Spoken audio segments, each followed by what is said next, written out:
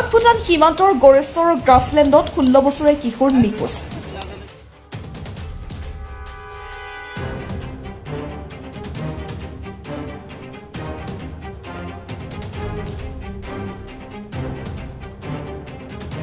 গ্ৰাছলেণ্ডৰ বৰনদী নৈত চাইকেলেৰে বন্ধুৰ সৈতে গা ধুবলৈ গৈছিল কিশোৰজন ওদালগুৰি জিলাৰ নালাপৰা জোৰা বস্তিত ঘৰ নিখোজ কিশোৰজনৰ নাম গোবিন্দ দাস মঙ্গলবাৰে ওদালগুৰি জিলাৰ ৰাজগড় ধৰমচলীৰ বলৰাম দাসৰ পুত্ৰ ৰাজকুমাৰ দাসৰ সৈতে গড়েশ্বৰৰ অমৰেশ নগৰৰ জেঠিমাকৰ ঘৰত আহিছিল যুৱকজনে অমৰেশ নগৰৰ আত্মীয় ফুলেন দাসৰ লৰা ভাস্কৰ দাসৰ সৈতে বুধবাৰে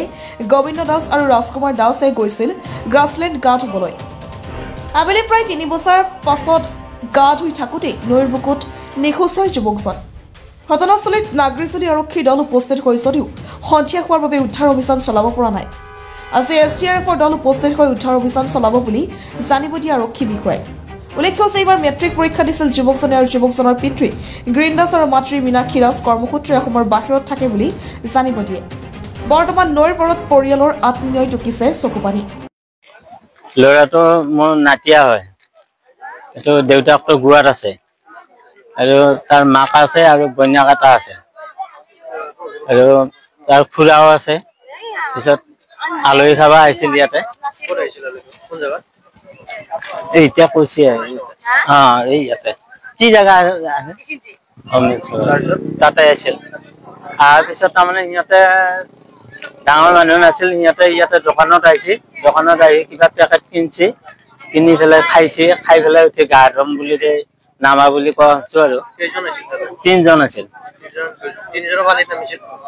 তিনজনে নামছে নেকি এতিয়া 3খন চাইকেল আছে তিনজনে হেৰি কৰা বুলি কৈছে 2জন উঠি আহিল সেই উদ্ভা নলা নে কি হল এতিয়া তাৰপিছত ফোন কৰিছে আৰু এই যিজন পৰিছে পানে সেইজনৰ এই গোবিন্দ বুলি কোৱা তাৰ মোবাইলে দিয়া এটা পাৰত থোৱা আছিলতো সেই মোবাইলে দিয়া আকৌ তাৰ দেউতাকলৈকে ফোন কৰিছিল দেউতাকে পাই আকৌ মই বাগানত আছিলো বাগানৰ পৰা বাহিৰে বাহিৰে আমাৰ বাইদেউৰ ঘৰ অম্বৰীশ নগৰত ফুলেন দাস মোৰ ভিনদেউ তেখেতৰ ঘৰ আছিল মোৰ ল'ৰাটো ৰাজকুমাৰ দাস